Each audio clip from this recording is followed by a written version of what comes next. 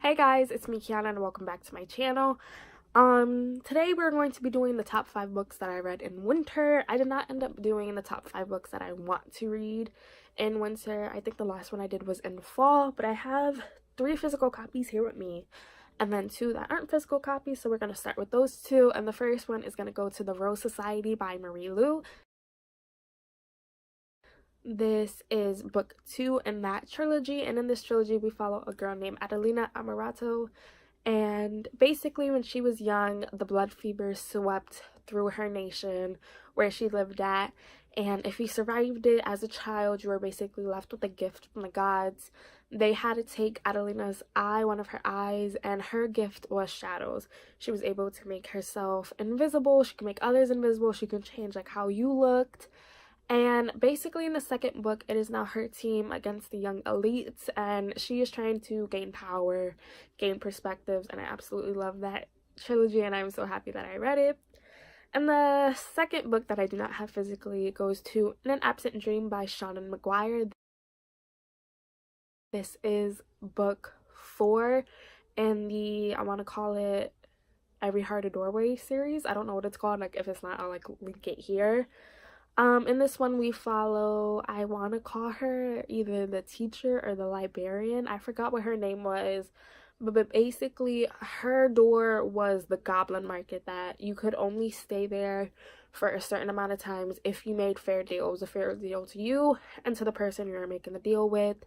And she went back about 4 times, which is unknown for anybody else who's went to the worlds. Usually they're only allowed there twice, and then after the second time you don't go back. What I loved a lot about this was her father. I forgot what her name is. I feel like it's Lundy. Lundy's father was in the goblin market as well. So when she met Missing for the first time, he knew where she was and he patiently waited for her to come back. And then another thing that I liked about that was when she came back the third time as a teenager, her mother was like, are you gonna leave again? Like, should I get my hopes up that you're gonna stay, or are you gonna leave again?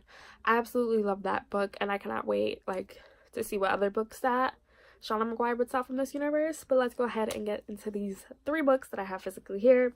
The third book that I really enjoyed this winter was Lady Midnight by Cassandra Clare. This is book 1 in the Dark Artifice trilogy, and this takes place 5 years after the ending of City of Heavenly Fire. And this one follows Emma Carstan and all the Blackthorn children.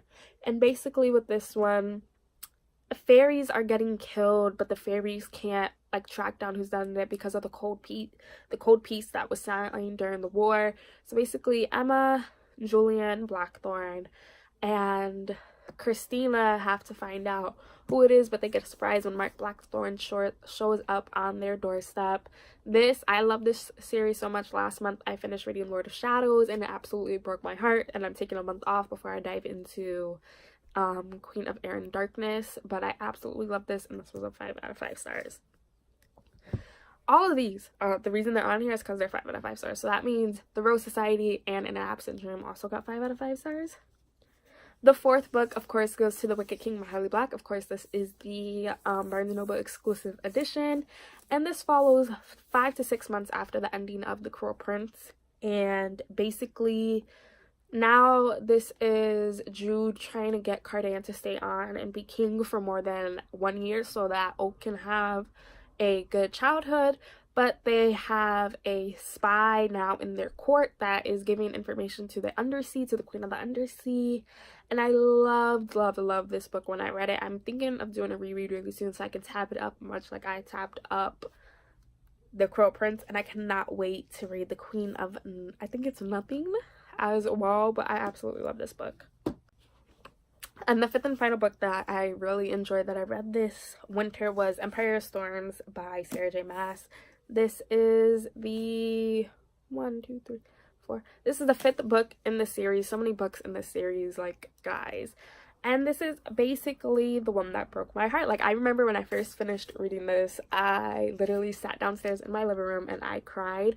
Came upstairs, told my mother, cried in front of her, and I was just like, I was so upset. So this is the 5th book. This is the 5th book, and we follow Selena Saladorian.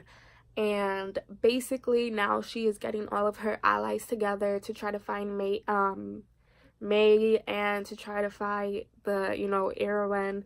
and all of that. Mary's Rowan, you know, Chael's off in Antica trying to get more support from over there, but I absolutely enjoyed this story so much, and I am still terrified to read Kingdom of Ash.